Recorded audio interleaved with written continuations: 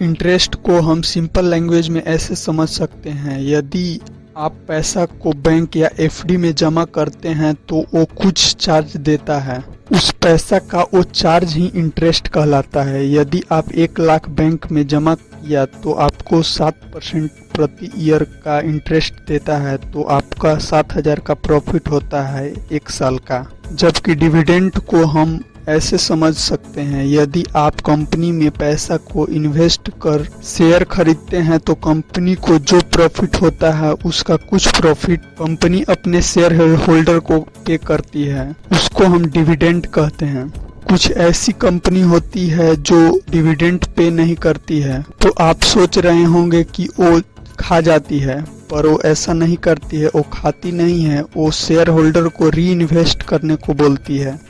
जितने भी बड़े कंपनी गूगल, एप्पल etc वो री इन्वेस्ट करने को बोलती है, वो डिविडेंड नहीं देती है, क्योंकि यूएस का एवरेज बैंक इंटरेस्ट 2 to 3% होता है। यानी आप $100 पैसा बैंक में सेव या एफडी करते हैं तो आपको 1 साल बाद $2 to $3 का प्रॉफिट देगी। जबकि यदि आप $100 गूगल या एप्पल में इन्वेस्ट करते हैं तो आपको रिटर्न देगी मिनिमम $110, यानी $10 प्रॉफिट हुआ। आप यानी 10% का प्रॉफिट दिया, जो कि बैंक आपको कभी नहीं देती। इसलिए गूगल और एप्पल जैसे कंपनियां कभी डिविडेंड नहीं देती है।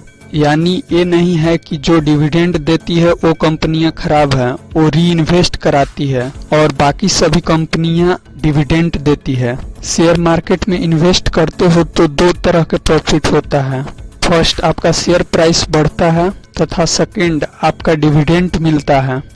यदि हम एशियन पेंट के बारे में बात करें तो उसका शेयर प्राइस 2017 में 1158 था, 2018 में 1374 हुआ, 2019 में 1787 हुआ और 2020 में 2764 का हुआ। तो आपको 54.67 का प्रॉफिट हुआ, यानी दुगना प्रॉफिट हुआ। करेंट में इसका शेयर प्राइस 3002 है, यानी 2017 से 2021 देखे तो मिनिमम 18.65 का इंटरेस्ट से आपका प्रॉफिट हुआ। यदि आप बैंक या एफडी में पैसा को जमा करते तो 18.65 का कभी रिटर्न नहीं मिलेगा, तथा आपका जितना ज्यादा शेयर होगा उतना ज्यादा डिविडेंड मिलेगा। फर्स्ट डिफरेंस इंटरेस्ट और डिविडेंड में।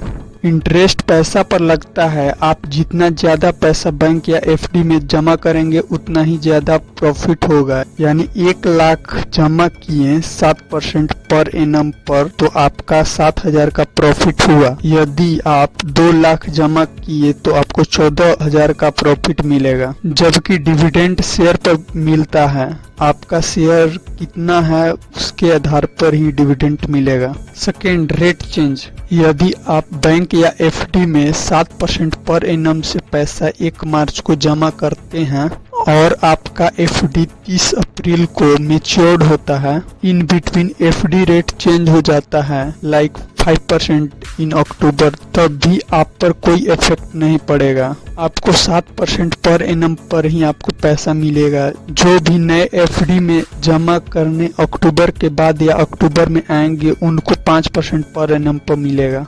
जबकि डिविडेंड कंपनी के प्रॉफिट पर मिलता है, यदि प्रॉफिट हुआ तो मिलेगा। अगर स्टॉक मार्केट में लॉन्ग टाइम की बात करें तो प्रॉफिट ही हुआ है, कुछ एक्सेप्शन को छोड़कर। Third, tax benefit. यदि आप बैंक या एफडी में पैसा को जमा करते हो तो उससे जो भी प्रॉफिट या इंटरेस्ट के फॉर्म में जो पैसा मिलता है उस पर भी टैक्स लगता है। जबकि डिविडेंड पर ऐसा नहीं है, 10 लाख तक टैक्स फ्री रहता है। जबकि जैसे ही 10 लाख पार करता है तो 10 लाख से जितना ज्यादा होगा उतना पर 10% के हिसाब से टैक्स लगता है।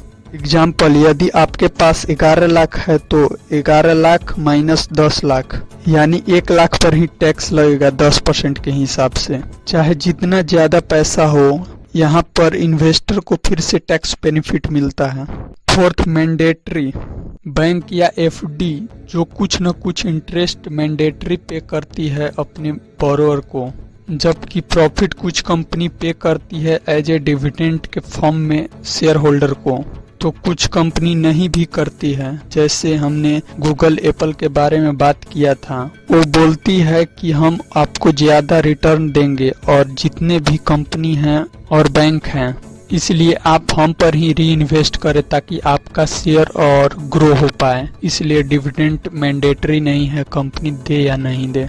Fifth, calculated interest either simple और कंपाउंड कैलकुलेट किया जाता है, जबकि डिविडेंड कंपनी के प्लान और शेयर पर डिपेंड करता है कि आपके पास कितना शेयर है। यदि आपके पास ज्यादा शेयर होंगे उतना ही ज्यादा डिविडेंड मिलेगा। इन शॉर्ट, फर्स्ट इंटरेस्ट पैसा पर मिलता है जबकि डिविडेंड शेयर पर मिलता है। डिविडेंड का रेट बहुत ज्यादा होता है इंटरेस्ट से।